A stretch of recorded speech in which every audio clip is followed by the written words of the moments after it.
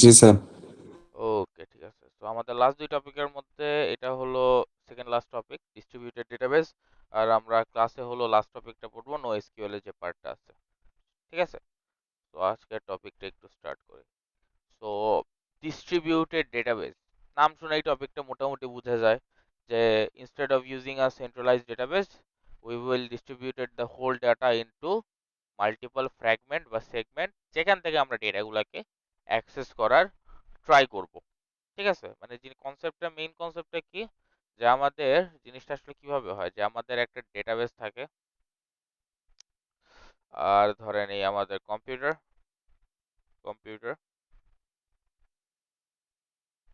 So first ক্লাসে আমরা পড়ছিলাম যে আমাদের ইন্টারনেটের ডেটাবেস গুলো মেইনলি কিভাবে কাজ করে। যে এটা যদি আমি ধরি ইন্টারনেট, এটা যদি আমি ইন্টারনেট ধরি,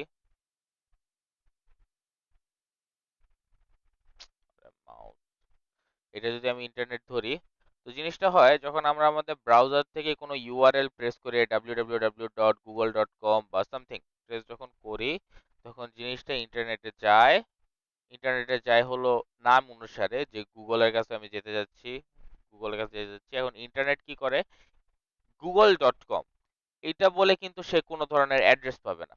তো সে কি করে ইন্টারনেট, সে হলো জিনিসটাকে একটা ডিএনএস সার্ভারের কাছে পাঠায়, ডোমেইন নেম সার্ভারের কাছে পাঠায়।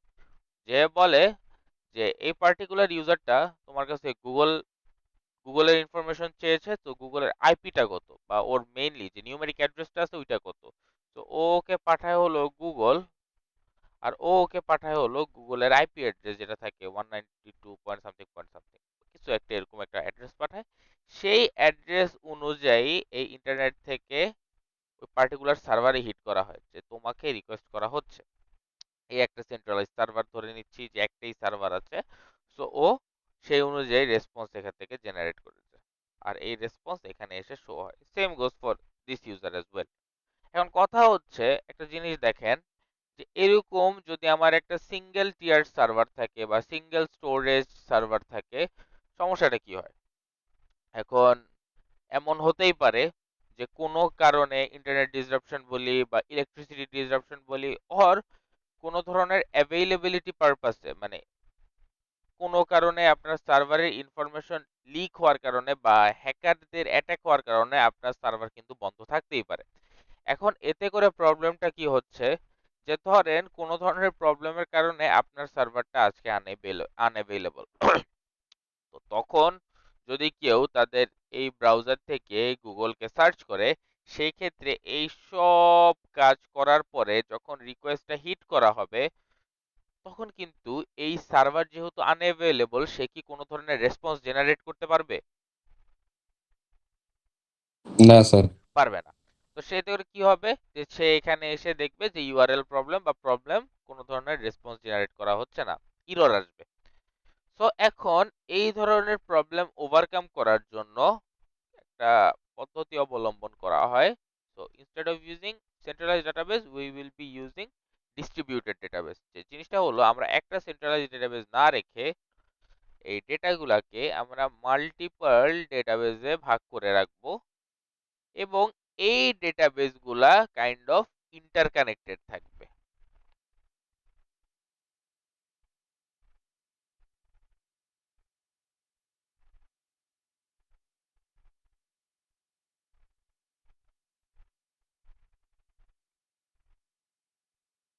এই ডেটাবেসগুলো কাইন্ড অফ ইন্টারকানেক্টেড থাকবে। এতে করে কি হচ্ছে দেখেন, ধরেন আপনার এই ডেটাবেসটা হলো একটা ই কমার্সের ডেটাবেস, ই কমার্স সাইটের ই কমার্স সাইটের ডেটাবেস। এখন এখানে কিন্তু মাল্টিপল টাইপের ইনফরমেশন ডেটাবেসে স্টোর করা থাকে। ফর ইনস্ট্যান্স, আমাদের ডেটাবেসে স্টোর করা থাকবে কাস্টমার লেভেলের ডেটা, আমাদের ডেটাবেস স্টোর করা থাকবে হলো শপকিপার যারা আছে, দোকানদার যারা আছে, যারা শপ ওন করে, তাদের ডেটা। আমাদের ডেটাবেসে স্টোর করা থাকবে হলো কাস্টমার যে অর্ডার করতেছে তাদের ডেটা। আমাদের ডেটাবেসে সেভ করা থাকবে হলো শপকিপারদের প্রোডাক্টের ডেটা। এখন কথা হচ্ছে, বাই এনি চান্স কোনো কারণে, কোনো ধরনের প্রবলেমের কারণে আমি অর্ডার অর্ডারে যে টেবিলের ডেটাটা আছে সেটা কোনো কারণে কারাপ্টেড হয়ে গেল। ঠিক আছে, তো সেন্ট্রালাইজ ডেটাবেস যদি জিনিসটায় থাকতো, তাহলে আমাদের কোয়েরি কোনোভাবে রান করতে গেলে কিন্তু হোল ডেটাবেসটা আনঅ্যাভেলেবল অবস্থায় পাইতো। সো এখন আমরা যেহেতু ডেটাবেসটাকে ডিস্ট্রিবিউট করে রাখছি, আমরা ধরে নেই যে এই পার্টিকুলার পোর্শনে আমার কাস্টমারের ডেটা আছে, এই পার্টিকুলার পোর্শনে আমার শপকিপারের ডেটা আছে, এই পার্টিকুলার পোর্শনে আমার অর্ডারের ডিটেলের ডেটা আছে।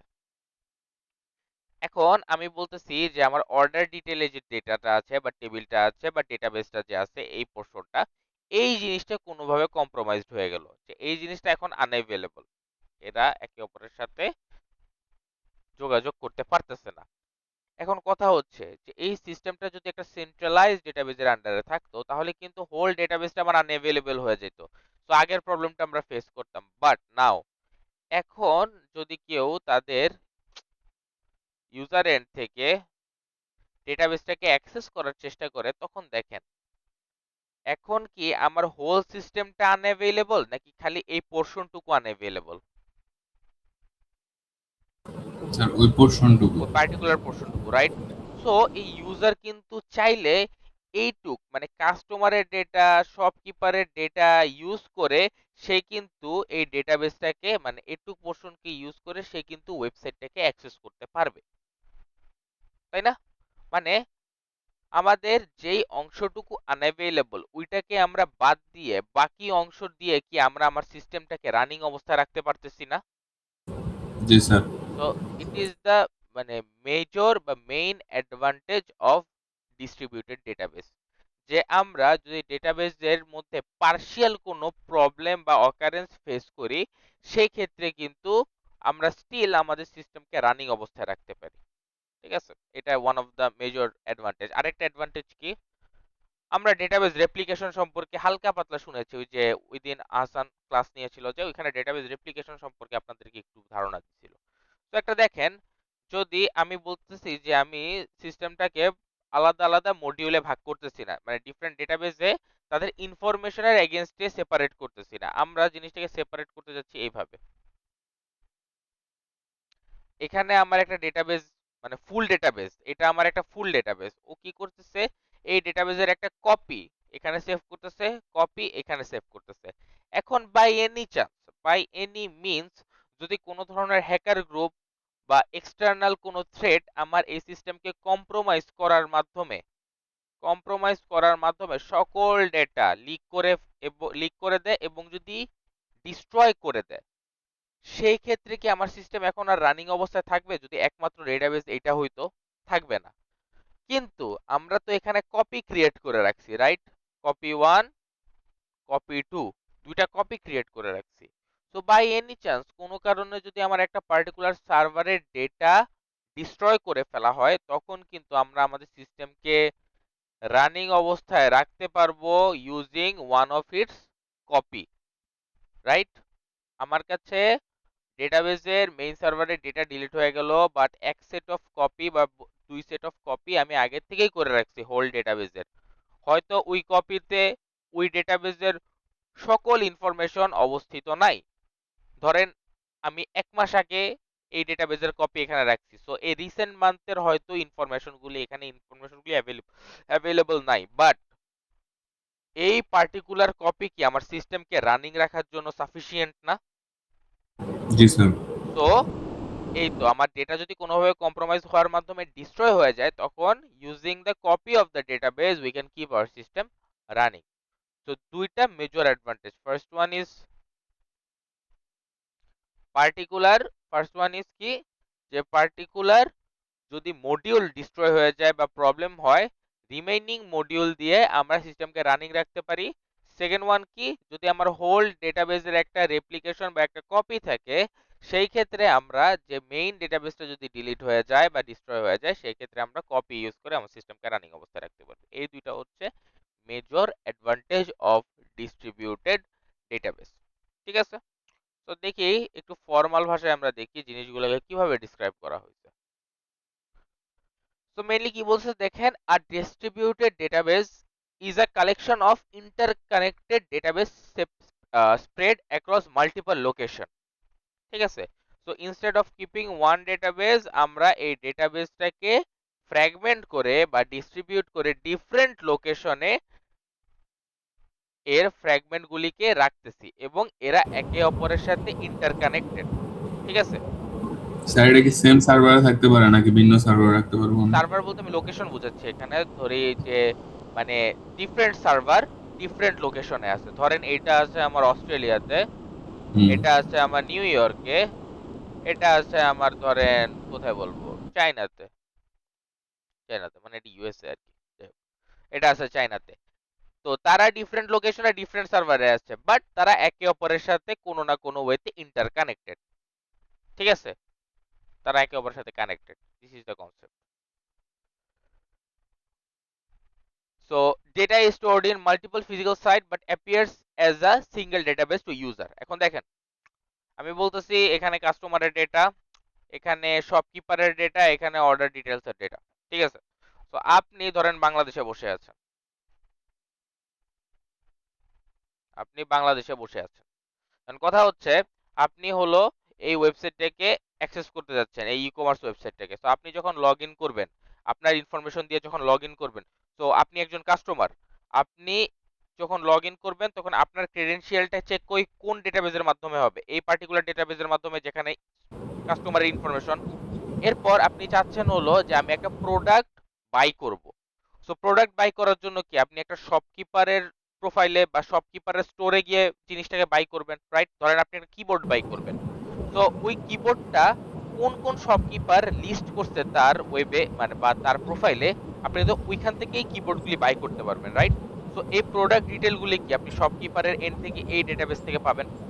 তো আপনি ধরেন একটা অর্ডার প্লেস করলেন, এখন অর্ডার প্লেস করার পর আপনার দেখতে যাচ্ছে যে অর্ডারটা কনফার্ম হয়েছে নাকি। তো আপনি আপনার প্রোফাইল থেকে অর্ডার ইনফরমেশনে চলে গেলেন, তারপর দেখতে পেলেন ইয়েস আপনার অর্ডারটা আপনার কাস্টমার আইডি এবং অর্ডার আইডির এগেইনস্টে এনলিস্ট করা হয়েছে। তো অর্ডার ডিটেলটা থাকবে কোথায়? এই মডিউলের মধ্যে। তার মানে ইউজার কিন্তু তার এন্ড থেকে সিমলেসলি জিনিসগুলোকে অ্যাক্সেস করতে পারতেছে। সে মনে করতেছে কি যে আমার একটা ডেটাবেস থেকে আমি সবকিছু অ্যাক্সেস করতেছি, বাট ইন দ্য ব্যাকগ্রাউন্ড এই ডেটাগুলো কি মাল্টিপল ফ্র্যাগমেন্টে বা মাল্টিপল পার্টিশনে বিভক্ত না, just connected in different manners. But ওর কাছে তো মনে হইতেছে আমি সিমলেসলি একটা জায়গা থেকে সব ডেটা অ্যাক্সেস করতেছি। তো এখানে এই জিনিসটাই বলছে যে data is stored in multiple physical sites but appears বা মনে হচ্ছে যে সিঙ্গেল ডেটাবেস একটা ইউজারের কাছে। ঠিক আছে, provides better availability, reliability and scalability for modern application। availability কেন বেটার এটা তো বুঝাই যাচ্ছে, যে ইনস্টেড আমরা যেহেতু মাল্টিপল জায়গায় ডেটাগুলোকে ভাগ করে রাখছি, বাই এনি চান্স একটা পার্টিকুলার ডেটা যদি আনঅ্যাভেলেবল হয়ে যায়, স্টিল আমার সিস্টেমটা রানিং অবস্থায় থাকতেছে। সো আমার সিস্টেমটা অলওয়েজ অ্যাভেলেবল থাকতেছে, most of the time available থাকতেছে ইউজারের কাছে। রিলায়েবিলিটি কেন আসতেছে?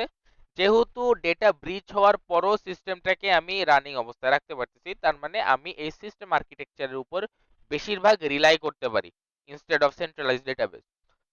স্কেলেবিলিটি, স্কেলেবিলিটি বলতে কি বোঝানো হচ্ছে, যে আমি চাইলে জিনিসটাকে ডেটাগুলোকে কিন্তু স্কেল করতে পারি। কিভাবে আমি স্কেল করতে পারি? ধরেন একটা পার্টিকুলার ডেটাবেসে আমি বারবার রো না বাড়িয়ে বা বারবার নতুন নতুন কলাম না বাড়িয়ে নতুন একটা মডিউল যদি ক্রিয়েট করা হয়, আমরা কি চাইলে আরেকটা লোকেশনে আরেকটা মডিউল ক্রিয়েট করে আরেকটা ডেটাবেস ক্রিয়েট করতে পারি না? এবং জি এটা স্যার। একে অপরের সাথে ইন্টারকানেক্ট করে দিতে পারি না? জি স্যার। তার মানে একটা টেবিলের কনস্ট্রেইনের উপর আমি হাত না দিয়ে বা কনস্ট্রেইন আমি এদিক ওইদিক না করে, কনস্ট্রেইন বলতে কি বুঝায় মেইনলি, হয়তো প্রাইমারি কি হইতে পারে, হয়তো ফরেন কি হইতে পারে, তাই না? এসব কনস্ট্রেইনকে আমরা নাড়াচাড়া না করে আমরা চাইলে সোল আরেকটা ডিফারেন্ট ডেটাবেস ক্রিয়েট করে জাস্ট এই ডেটাবেসের সাথে কোনো না কোনো ওয়েতে কানেক্ট করে দিতে পারি। সো ইজিলি স্কেল করতে পারতেছি, রাইট? সো এখানে এই তিনটা ট্রেটের কথা বলছে, যে availability, reliability and scalability for modern application. ঠিক আছে, কিন্তু স্যার এতে আপনার খরচ বেড়ে যাইতেছে না? খরচ, আপনি দেখেন খরচ মানে কয়েকটা জিনিস আসে কয়েকটা জিনিসের ট্রেড অফ এর এগেনস্টে।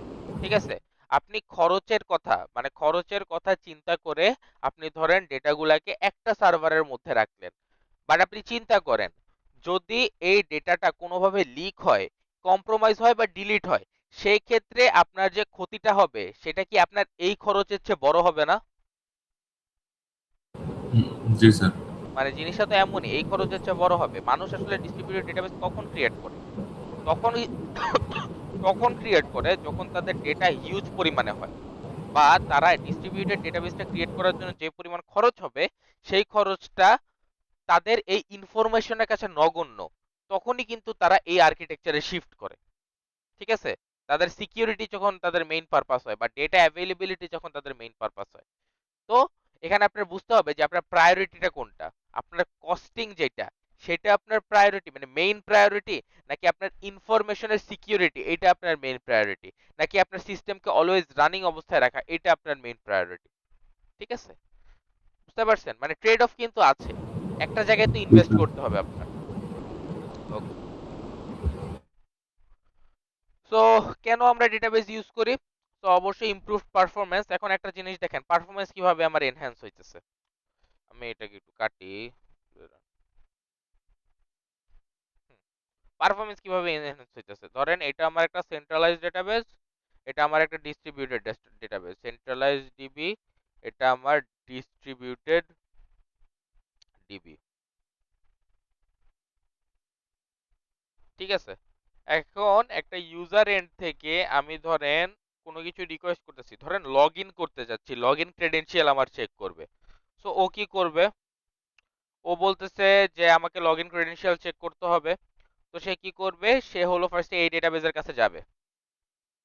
এই ডেটাবেসের কাছে গিয়ে সে হলো সবগুলি টেবিলের মধ্যে থেকে সে হলো পার্টিকুলার কাস্টমার যে টেবিলটা আছে ওইটাকে খুঁজে বের করবে। ঠিক আছে, এখানে কিন্তু সব টেবিল আছে, ওইখান থেকে ফার্স্টে কাস্টমার টেবিল বের করবে। এখানে কিন্তু আমার কাস্টমারের সব ইনফরমেশন আছে, তার মানে কোয়েরি করে প্রত্যেকটা রো চেক করে যখন ম্যাচ করবে তখন সে তার ক্রেডেনশিয়াল পাবে, সে অনুযায়ী রেসপন্স জেনারেট করবে। ঠিক আছে, তো এখন দেখেন রেসপন্স জেনারেট করবে। ডিস্ট্রিবিউটেড ডেটাবেসের মধ্যে কি হবে, ডিস্ট্রিবিউটেড ডেটাবেসের মধ্যে এমন জিনিসটা হবে যে ও বলবে আমি কাস্টমার টেবিল খুঁজতে যাচ্ছি। কাস্টমার টেবিলের জন্য কি আমার তিন জায়গায় খুঁজতে হবে? No, customer table is only available in particular database. তো ও ডিরেক্টলি ডেটাবেসের মধ্যে টেবিলটার অ্যাক্সেস পাচ্ছে, ওকে কিন্তু টেবিল থেকে সার্চ করতে হচ্ছে না যে আমার কাছে 10টা টেবিল আছে, ওই 10টা টেবিলের মধ্যে থেকে কাস্টমার টেবিল কোনটা। তো এখানে আমার সময় বেঁচে যাচ্ছে। আবার ডিস্ট্রিবিউটেড ডেটাবেস কিন্তু অনেকভাবে ফ্র্যাগমেন্ট করা যায়। অনেকভাবে ফ্র্যাগমেন্ট করা যায় বলতে কি বোঝায়, যে আমরা চাইলে হরাইজন্টালি ফ্র্যাগমেন্ট করতে পারি, অথবা আমরা ভার্টিক্যালি ফ্র্যাগমেন্ট করতে পারি। ভার্টিক্যালি ফ্র্যাগমেন্ট করা মানে কি, আমরা চাইলে কলাম গুলাকেও ভেঙে ভেঙে ডিফারেন্ট ডেটাবেসে রাখতে পারি, অথবা আমরা চাইলে রো গুলাকেও ভেঙে ডেটাবেসে রাখতে পারি, মানে certain amount of entry. So এখানে যদি আমার কাস্টমারের কম এন্ট্রি হয়, তাহলে কি কাস্টমারের ইনফরমেশন তার ডিরাইভ করে আনা আরো কম সময় লাগবে না? জি স্যার। তাহলে এখান থেকে তাড়াতাড়ি সেই রেসপন্সটা জেনারেট করে আনতে পারবে। তো সময় কিন্তু অনেক বাঁচাচ্ছে, পারফরমেন্স কিন্তু অনেকটাই এনহ্যান্স হইতেছে। ঠিক আছে, তো এখানে আসলে ইমপ্রুভ পারফরমেন্সের কথা। স্কেলেবিলিটির কথা একটু আগে বললাম, যে পার্টিকুলার ডেটা যদি আমি অ্যাড করতে চাই, নতুন ডেটা যদি অ্যাড করতে চাই, তাহলে কিন্তু আমরা ডিফারেন্ট স্টোরেজ ক্রিয়েট করে ওইটাকে আমরা অন্যান্য ডেটাবেসের সাথে ইন্টারকানেক্ট করে দিতে পারি। ওকে, ফল্ট টলারেন্স। ফল্ট টলারেন্স বলতে কি বোঝাচ্ছে, যে আমাদের হোল ডেটাবেস সিস্টেমের মধ্যে যদি পার্টিকুলার কোনো পোর্শনে ডেটা ব্রিচ হয়, ডেটা কম্প্রোমাইজ হয়, বা সিকিউরিটি ইস্যু অকার করে, তো এটা তো একটা ফল্ট, রাইট? বাট আমরা আমাদের বাকি অ্যাভেলেবল পার্ট দিয়ে সিস্টেমকে রানিং অবস্থায় রাখতে পারতেছি, মানে ফল্ট হচ্ছে বাট টলারেট করার মতো ফল্ট হচ্ছে। ঠিক আছে, যে আমরা একটু প্রবলেম নিতে পারতেছি বা টলারেট করতে পারতেছি, এই জিনিসটাকে আমরা বলতেছিল ফল্ট টলারেন্স, পার্শিয়াল ফল্ট টলারেন্সও বলা চলে। ওকে, এরপর আসে হলো ডেটা লোকালাইজেশন। ঠিক আছে, ডেটা লোকালাইজেশন, ধরেন এখন আপনি আপনার ডেটাবেসটাকে ভাগ করতেছেন হলো রিজিয়নের এগেনস্টে। কিভাবে আপনি রিজিয়নের এগেনস্টে ভাগ করতেছেন? আপনি বলতেছেন যে এইখানে আমি রাখতেছি হলো বাংলাদেশি মানুষের ডেটা, বিডি মানুষের ডেটা, এখানে আমি রাখতেছি হলো ইন্ডিয়ান মানুষের ডেটা, এখানে আমি রাখতেছি হলো ইউএস এর মানুষের ডেটা। ঠিক আছে, সো ধরেন এখান থেকে বাংলাদেশি একজন মানুষ অ্যাক্সেস করবে, এই কম্পিউটার থেকে ইন্ডিয়ান একজন মানুষ অ্যাক্সেস করবে, এই কম্পিউটার থেকে ইউএস এর একজন মানুষ অ্যাক্সেস করবে। মানে আপনি বাংলাদেশি কাস্টমারদের ডেটা হলো ঢাকায় একটা লোকাল সার্ভার বা একটা ডিস্ট্রিবিউটেড সার্ভারে পার্ট ক্রিয়েট করলেন, আপনি ইন্ডিয়ান ইউজারদের জন্য মুম্বাইয়ে একটা আলাদা সার্ভার ক্রিয়েট করলেন, আপনি ইউএস এর জন্য অ্যারিজোনাতে একটা আলাদা সার্ভার ক্রিয়েট করলেন। তো এতে করে কি হবে, ওরা ওদের ইনফরমেশনটা ইজিলি অ্যাক্সেস করতে পারবে না। ওদের কি গ্লোবালি জিনিসটার জন্য ডেটা রিকোয়েস্ট করতে হবে, নাকি লোকালি নিজেদের কান্ট্রি থেকেই ডেটাটাকে পাচ্ছে? লোকালি। লোকালি পাচ্ছে। এটা সবচেয়ে ভালো একটা উদাহরণ দিয়ে হলো, আপনারা অনলাইন গেম খেলেন না? অনলাইন গেমের মধ্যে তো একটা জিনিস থাকে পিং বা লেটেন্সি, রাইট? এই জি। লেটেন্সিটা কিন্তু আমাদের ডিফারেন্ট সার্ভারে ডিফারেন্ট শো করে।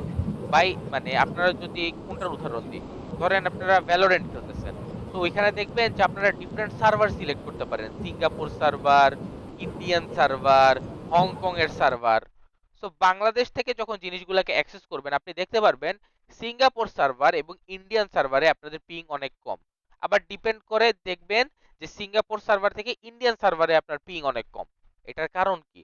বিকজ এদের সার্ভারগুলা আমাদের এন্ড ডিভাইসের নিকটে, ঠিক আছে? এই জন্য আমাদের ডেটাগুলা বা ট্রান্সমিশন প্যাটার্নগুলা এই সার্ভারের সাথে কম্পিটেবল। সো ডেটা লোকালাইজেশন যদি আমরা করি, দেন আমাদের এই লেটেন্সিটা কমে যায়। তো এখানে আসলো ডেটা লোকালাইজেশনের বিষয়। আর লোড ব্যালেন্সিং এর বিষয়টা কি বলতেছে, যে আমরা যদি ডিস্ট্রিবিউটেড সার্ভার রাখি, তাহলে দেখেন কি হইতেছে।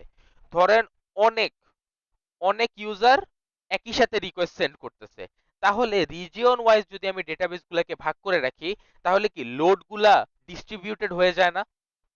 বাংলাদেশি মানুষ এইখান থেকে নিচ্ছে, ইউএস এর মানুষ এখান থেকে নিচ্ছে, ইন্ডিয়ান মানুষ এখান থেকে নিচ্ছে, ঠিক আছে?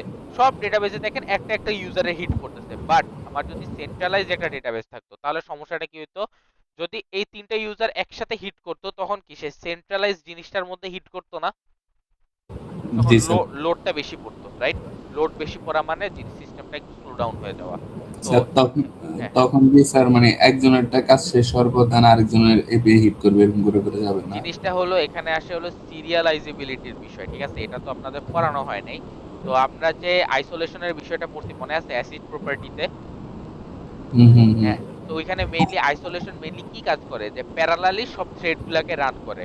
বাট অ্যাকচুয়ালি এদের মধ্যে যেন ডেটা ইনকনসিস্টেন্সি বা ডেডলক অকার না করে, সেই জন্য ওরা কি করে, কাজগুলাকে এমন ভাবে কনটেক্সট সুইচ করে বা সুইচ করে, যাতে করে মনে হয় যে এই ডেটাগুলা প্যারালালি না, সিরিয়ালি প্রসেস হইতেছে। যে আমার হয়তো একটা থ্রেডের কাজ আগে শেষ হইতেছে, দেন আমার থ্রেড 2 এর কাজ শুরু হইতেছে, এমন ভাবে যেন মনে হয় আমার।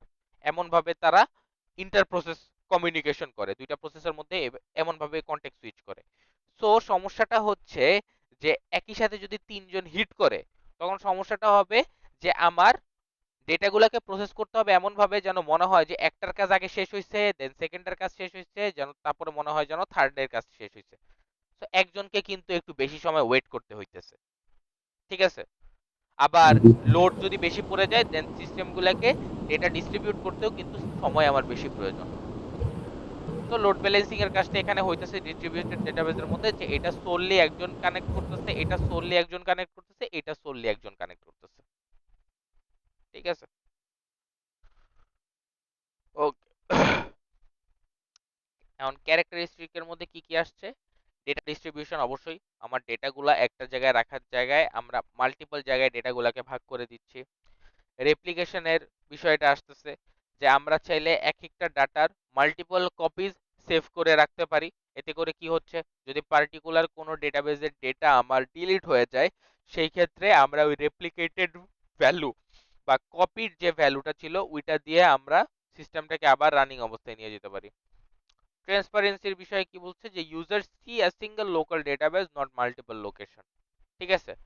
যে একজন ইউজার যখন সে জিনিসটাকে ইউজ করবে, তখন তো সে দেখতেছে না ডেটাবেসটা কি মানে ডিফারেন্ট ফ্র্যাগমেন্টে ভাঙা নাকি, সে তো তার দিক থেকে নর্মালি ইউজ করতেছে, তার কাছে ডেটাগুলি প্রপারলি আসতেছে। এবার কই থেকে আসতেছে না আসতেছে এটা তো আর তার জানার বিষয় না। অটোনমিতে কি বোঝানো হচ্ছে, যে each site can function independently.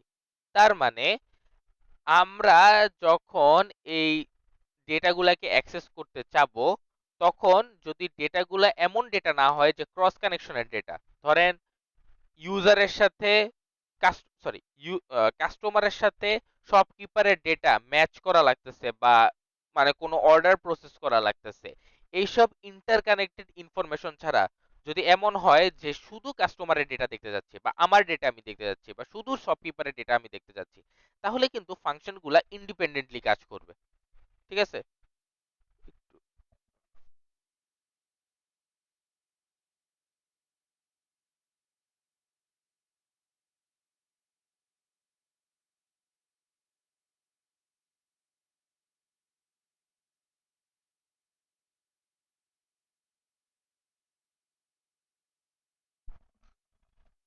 Hello hello hello, sorry G for sir. Delay. যেটা বলতেছিলাম যে যদি না কোনো ধরনের ডেটা ইন্টারকানেক্টেড হয়, এছাড়া কিন্তু ডেটাবেজে ফাংশনালিটি গুলা ইন্ডিপেন্ডেন্টলি কাজ করে। মানে এই ডেটাবেজ এটার উপর ডিপেন্ডেন্ট থাকে না, এই ডেটাবেজ এটার উপরে ডিপেন্ডেন্ট থাকে না। অনলি এটার উপরে যেটুক ইনফরমেশন আছে ওইটুকের উপরে ফাংশনগুলা ইন্ডিপেন্ডেন্টলি কাজ করে। আর হলো concurrency control, ensure data consistency across the site. মানে মানে এখানে কি বলতেছে যে আমার ডেটা কনসিস্টেন্সি যেন এখানে যেটা থাকবে এখানেও যেন সেম জিনিসই থাকে। তার মানে ধরেন আমি ডেটা প্রসেস করতে মানে অর্ডারের ডেটা প্রসেস করতে যাচ্ছি। ঠিক আছে? অর্ডারের ডেটা প্রসেস করতে যাচ্ছি, আমি বলতেছি আমার অর্ডার মডিউলটা এখানে অবস্থিত। সো আমি দেখতে চাচ্ছি আমার অর্ডারটা। সো আমি ধরেন প্রিপে করে দিছি যে আমার মানে অর্ডারটা ক্যাশ অন ডেলিভারি না, আমি আগেই বিকাশের মাধ্যমে ধরেন পে করে দিছি বা আমার কারেন্সির মাধ্যমে আমি পে করে দিছি। সো আমাকে যখন ডিস্ট্রিবিউটেড ডেটাবেসটা আমি ক্রিয়েট করব তখন কিন্তু আমার কনসিস্টেন্সির বিষয়টা মাথায় রাখতে হবে। কনসিস্টেন্সি বলতে আমি কি বুঝাচ্ছি, যে কনসিস্টেন্সি বলতে বুঝাচ্ছি হলো কাস্টমার এন্ডে ধরেন আমার কারেন্সি একটা সেট করা আছে। ঠিক আছে? কাস্টমার এন্ডে আমার ধরেন কারেন্সি 600 আছে, আমার কাছে 600 টাকা আছে, এটা আমি সেট করা আছে আমার কাস্টমার এন্ডে। সো আমি যখন অর্ডারের ডিটেলে যাব, যদি আমি দেখি যে এই অর্ডারের ডিটেল আমার 200 টাকা, অর্ডারের ডিটেল আমার 200 টাকা, তার মানে এই 200 টাকা যদি আমি পে করে দিই, দ্যাট মিন্স এই 200 টাকা পেইড আসার সাথে সাথে আমার যেন এখান থেকে 200 টাকা মাইনাস করা হয়, অবশ্যই যেন 200 টাকা মাইনাস করা হয়। ঠিক আছে? অবশ্যই যেন 200 টাকা মাইনাস করা হয়।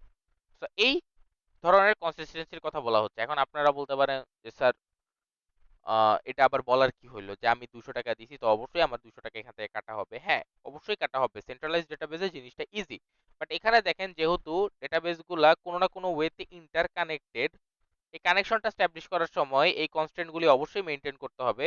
যখন এই অর্ডারের ভিতরে যে কারেন্সি অ্যাড করা হবে এবং পে করা হবে, দেন কারেন্সি যেন এই পার্টিকুলার ডেটাবেস থেকে ডিডাক্ট করা হয় ওই পার্টিকুলার কাস্টমারের নেমের এগেনস্টে। ঠিক আছে? বুঝতে পারছেন যে আমরা যেন এই কনসিস্টেন্সিটা মেনটেন করি, ensure the data consistency across site, মানে ডিফারেন্ট সাইটে যেন ডেটা কনসিস্টেন্সি মেনটেন করা হয়।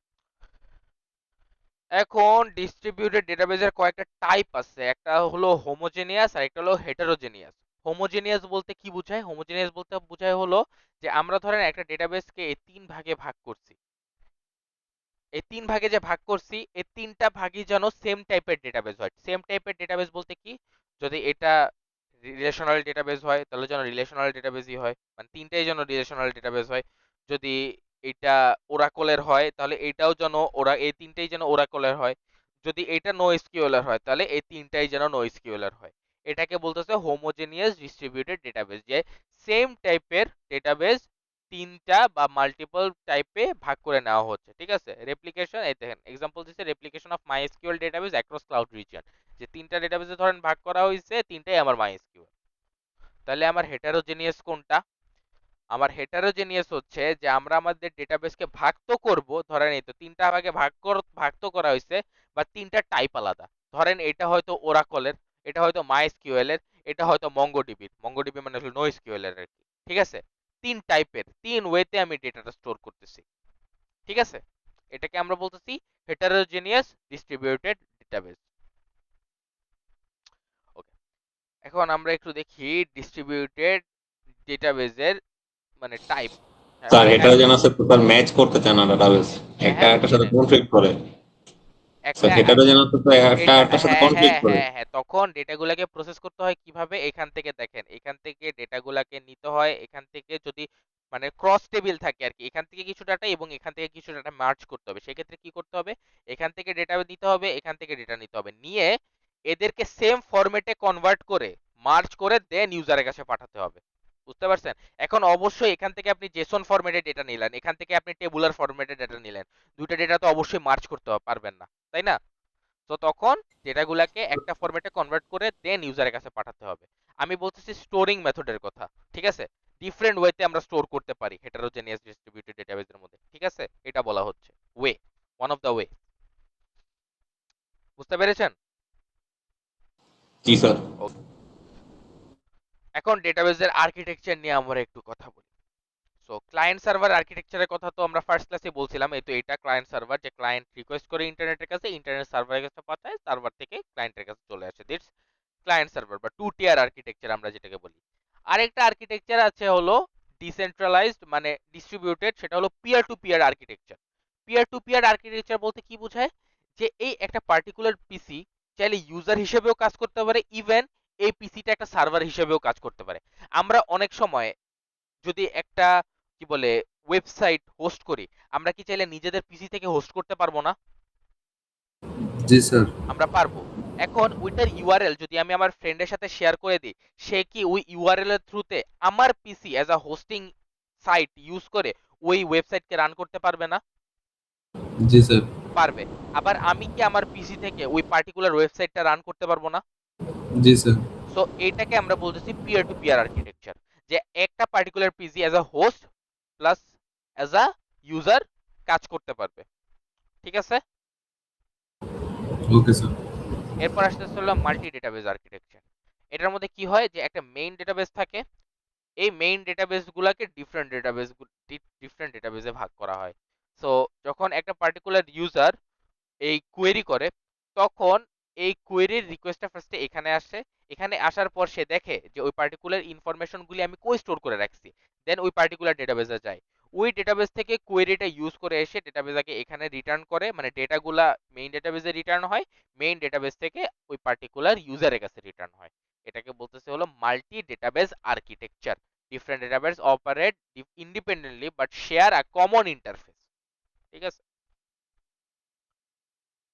Okay, এখন ডেটা তো আমি ডিস্ট্রিবিউট করতেছি, আমি তো বারবারই বলতেছি ডেটাগুলো আমার ডিস্ট্রিবিউটেড ওয়েতে আছে, ডেটাগুলোকে ডিস্ট্রিবিউট করা হচ্ছে, কিন্তু মেইন কথা হচ্ছে কিভাবে আমরা ডেটাবেসগুলোকে মানে ডেটাগুলোকে ডিস্ট্রিবিউট করতেছি। ফার্স্ট ওয়ান ইজ রেপ্লিকেশন, যে আমার একটা মেইন ডেটাবেস আছে, এটার ডেটার একটা কপি বা রেপ্লিকেটেড ভার্সন আমি আরেকটা পার্টিকুলার লোকেশনে সেভ করে রাখলাম। এটা এন্টায়ার ডেটাবেসও হতে পারে, এটা পার্শিয়াল পার্টও হতে পারে। দ্যাট মিন্স এমন আমরা বলি,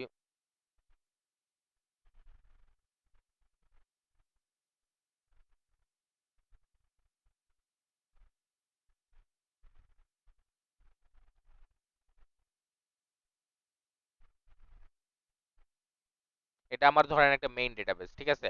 এখানে অনেক ইনফরমেশন সেভ করা আছে, ইউজারের ইনফরমেশন সেভ করা আছে, এখানে আমার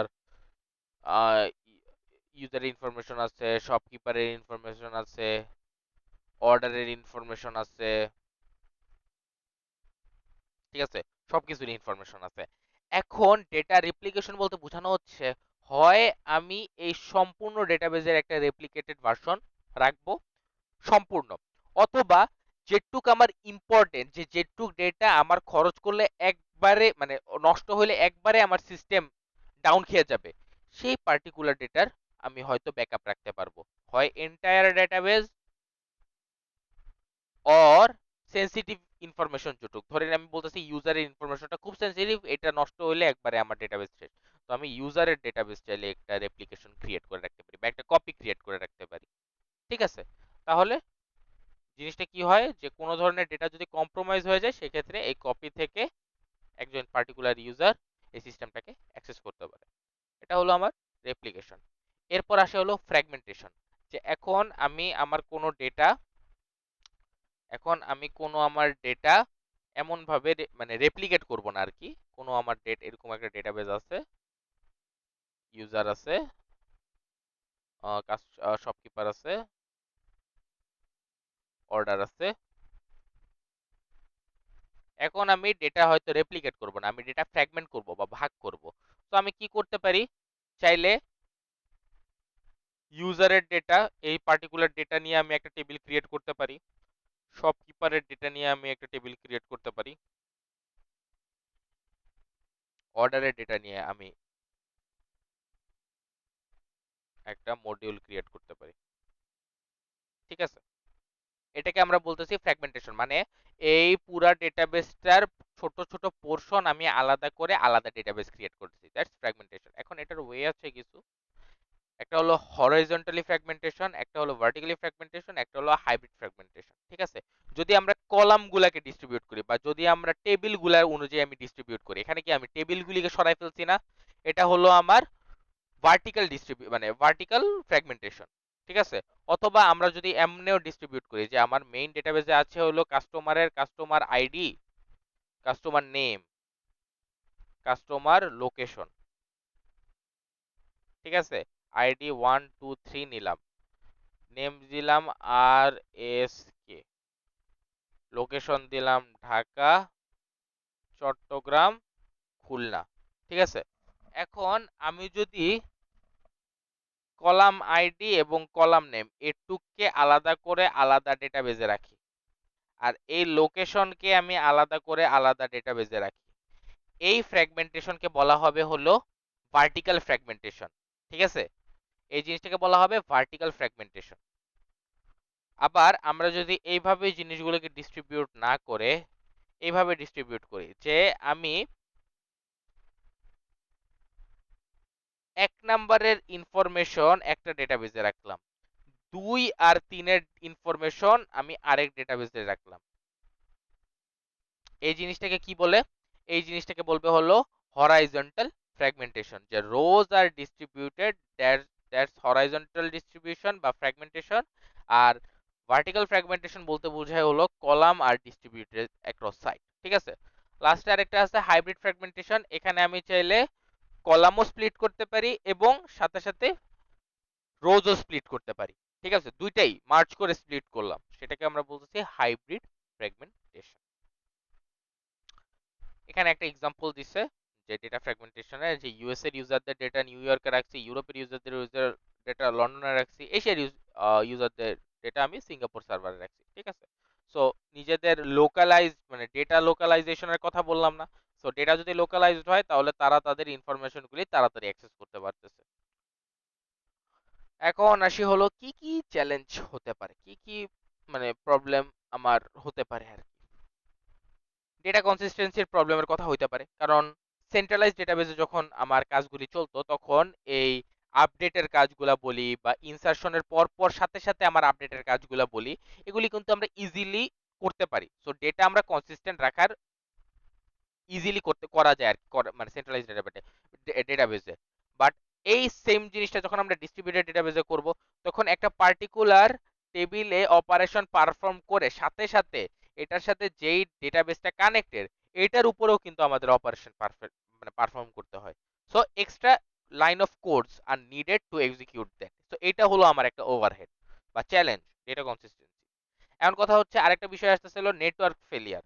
এখন কথা হচ্ছে বাই এনি চান্স আমরা বলতেছি হ্যাঁ আমার ডেটাগুলো অ্যাভেলেবল থাকতেছে most of the time, but একটা ডেটাবেস যেহেতু আরেকটা ডেটাবেসের সাথে ইন্টারকানেক্টেড, বাই এনি চান্স এই কানেকশনের মধ্যে যদি কোনো ধরনের নেটওয়ার্ক ফেলিয়ার অকার করে, তাহলে কি এই ডেটাবেসের সাথে কি মানে কমিউনিকেট করতে পারবে? না স্যার। তো সেই ক্ষেত্রে কিন্তু আমার ডেটা ইনকনসিস্টেন্সি অকার করতে পারে। সিঙ্ক্রোনাইজেশন ইস্যু, যেহেতু মাল্টিপল ডেটাবেস একসাথে কাজ করতেছে, তো সিঙ্ক্রোনাইজেশনের একটা কিন্তু প্রবলেম ক্রিয়েট হতেই পারে, বিশেষ করে ট্রানজ্যাকশনের মধ্যে, ডেটা ট্রানজ্যাকশন হতে পারে, কারেন্সি ট্রানজ্যাকশন হতে পারে, এটার মধ্যে। সিকিউরিটি রিস্কের বিষয়, এখন আগে আমার একটা সিঙ্গেল ডেটাবেসের উপর সিকিউরিটি পারফর্ম করতে হইতো, সো আমি চাইলে বেশি সিকিউরিটির মেজার নিতে পারতাম, but on the other hand এখন যখন আমার ডেটাবেসগুলো distributed, same amount of security measurement কিন্তু আমার প্রত্যেকটা মডিউলের উপর নিতে হয়। তাহলে সেই ক্ষেত্রে কিন্তু অনেক সময় হতেই পারে যে একটা পার্টিকুলার ডেটাবেসের মধ্যে একটু কম নজর দেওয়ার কারণে প্রপারলি সিকিউরিটি এনশিওর করা হয় নাই, সেক্ষেত্রে কিন্তু ডেটাগুলো ব্রিচ হওয়ার চান্স থাকে। অবশ্যই কমপ্লেক্স কোয়েরি প্রসেসিং, আগে একটা পুরা ডেটাবেসের উপর কোয়েরিগুলি প্রসেস করলে হয়তো, এখন মাল্টিপল লোকেশনে আমার কোয়েরিগুলি প্রসেস করতে হয়, এইসব চ্যালেঞ্জ ফেস করা হয়। এরপর আসে হলো cap theorem. Cap theorem mainly আমরা ইয়াতে দেখতে পারবো, নোএসকিউএল এ দেখতে পারবো। এখানে তাও একটু আমরা দেখে রাখি। ক্যাপ থিওরাম বলতে কি বোঝায়? ক্যাপ থিওরাম হলো একটা থিওরাম যে সিএপি এর ফুল ফর্ম হচ্ছে কনসিস্টেন্সি, অ্যাভেলেবিলিটি আর হলো পার্শিয়াল টলারেন্স। ঠিক আছে?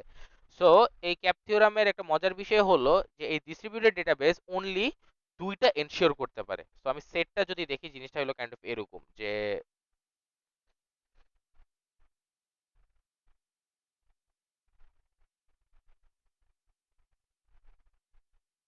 জিনিসটা হলো এরকম।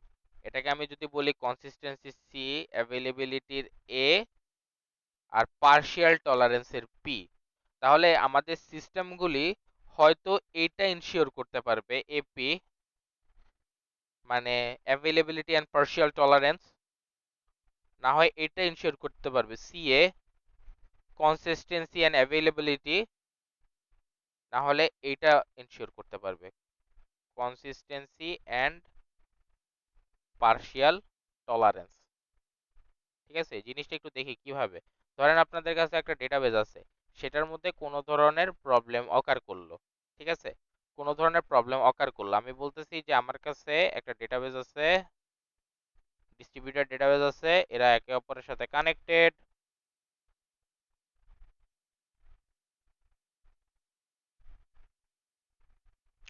সো আমি বলতেছি এই ডেটাবেজটায় প্রবলেম হইলো। ঠিক আছে? সো পার্শিয়াল প্রবলেম একটা ক্রিয়েট হইলো, কিন্তু আমার ডেটাবেসটা রানিং অবস্থায় থাকতেছে এই ডেটাবেসটাকে ইউজ করে, এই পার্টিকুলার ডেটাবেসটাকে ইউজ করে।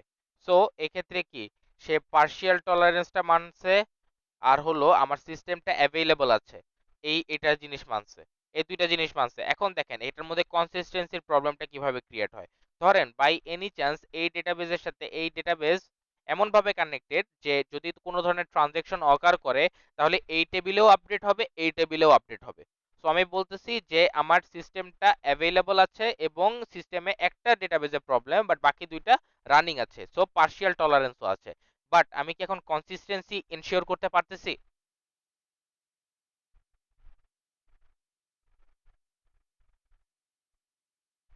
কোয়েশ্চেনটা বুঝেন, যে আমি বলতেছি এই ডেটাবেসটা আনঅ্যাভেলেবল, সো এই কারণে আমার ইউজার এই ডেটাবেসটাকে ইউজ করে তার সিস্টেম রানিং অবস্থায় রাখতেছে। বাট এখন ধরেন একটা কোনো ধরনের ডেটার ট্রানজ্যাকশন হলো, তো ওই ডেটার ট্রানজ্যাকশনের জন্য দেখা যাচ্ছে যে ডেটার যদি ট্রানজ্যাকশনটা হয়, তাহলে এই টেবিলেও একটা মডিফিকেশন বা আপডেট আসবে, এই টেবিলেও একটা আপডেট আসবে। তার মানে কনসিস্টেন্সি এনশিওর করার জন্য আমার দুই টেবিলেই আপডেট করতে হচ্ছে, বাট এই টেবিলটা তো আমার এখন আনএভেলেবল। তো সেক্ষেত্রে কি আমার ডেটা কনসিস্টেন্সিটা থাকবে?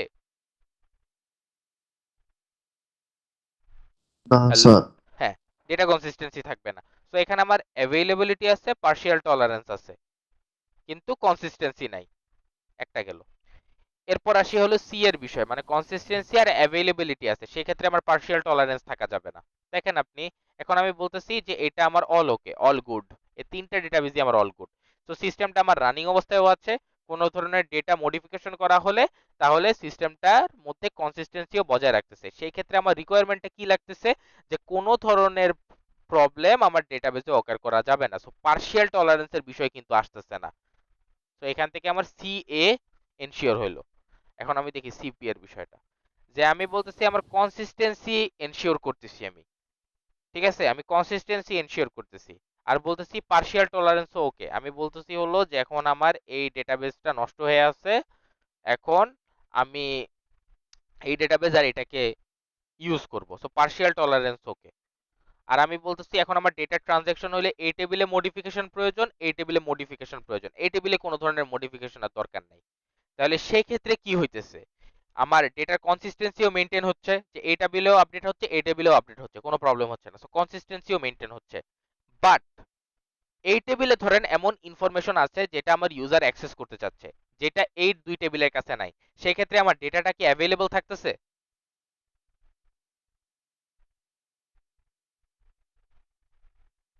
সেই ক্ষেত্রে কি আমার ডেটা অ্যাভেলেবল থাকতেছে?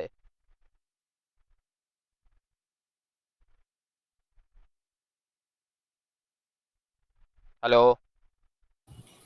স্যার থাকবে না কেন? ওই টেবিলে তো যদি অন্য যে ডেটাটা আপডেট করে নিই, সেই ডেটা যদি নিতে চায় ইউজার। না না, আমি দাঁড়ান, কোশ্চেনটা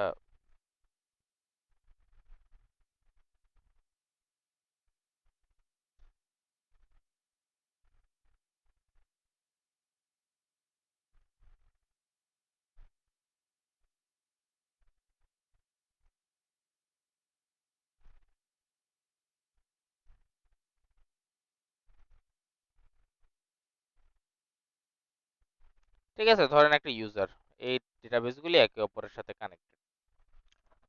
সো ইউজার বলতেছে যে আমার এই ডেটাবেসটা ধরেন আপাতত আনঅ্যাভেলেবল, ঠিক আছে। সো ইউজার কি করলো, ইউজার তার ক্রেডেনশিয়াল দিয়ে লগ ইন করলো। সো আমার সিস্টেমটা রানিং অবস্থায় আছে। এখন ইউজার যে অর্ডার করছে, অর্ডার করার সাথে সাথে তার এখানকার থেকে কারেন্সি ডিডাক্ট হলো, এখানে কারেন্সি অ্যাড হলো, মানে অর্ডারের মধ্যে টাকাটা পেইড হলো আর তার টাকাটা কাটা হলো। সো এখান থেকে কিছু টাকা ডিডাক্ট হলো, এখানে কিছু টাকা অ্যাড হলো, কনসিস্টেন্সি মেনটেন হচ্ছে। আর আমি আমার সিস্টেম কি ইউজ করতে পারতেছি। সো আমার সিস্টেমটা রানিং অবস্থায় আছে, অ্যাভেলেবল আছে। এই দুইটা জিনিস মানে সি এবং পার্শিয়াল টলারেন্স, এই জিনিসটা আমার কাজ করতেছে। আমি বলতেছি এই ক্ষেত্রে কি আমার ডেটা অ্যাভেলেবিলিটিটা আছে। অ্যাভেলেবিলিটি বলতে কি বুঝাচ্ছি দেখেন, আমি এখন ইউজার এন্ড থেকে চাচ্ছি যে আমি একটা নতুন প্রোডাক্ট পারচেস করব, ঠিক আছে। এই এক্সিস্টিং প্রোডাক্ট বা এক্সিস্টিং কাস্টমার ইনফরমেশন আমার লাগবে না। আমি বলতেছি আমি নতুন প্রোডাক্ট পারচেস করব, আমার একটা মাউস কিনতে হবে।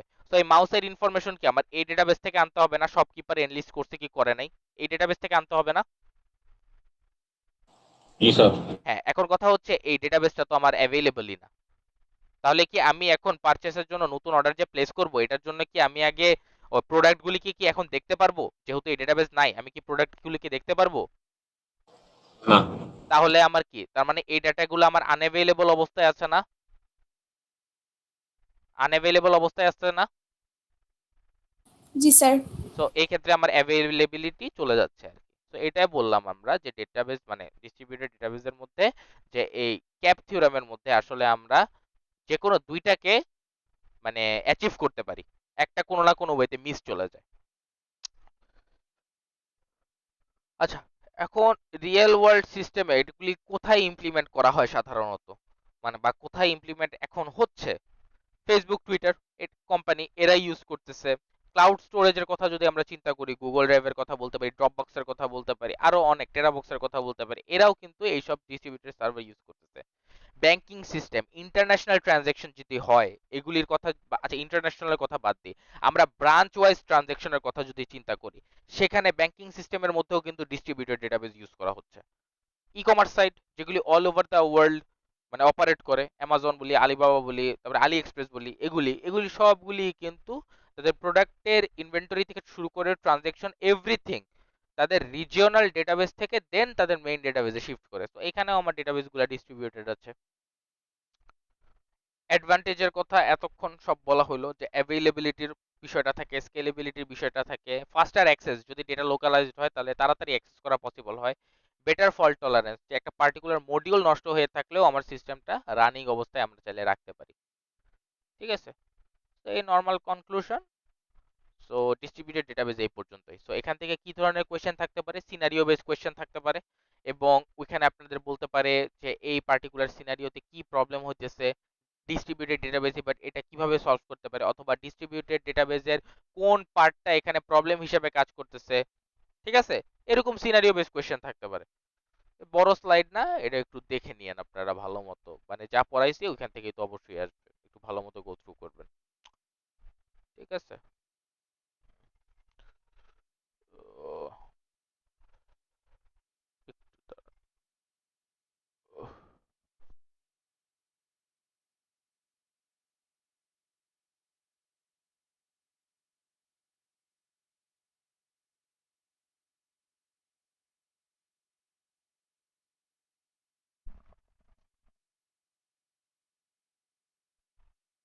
আচ্ছা, তো আপনাদের অ্যাটেন্ডেন্স একটু নিয়ে নিই।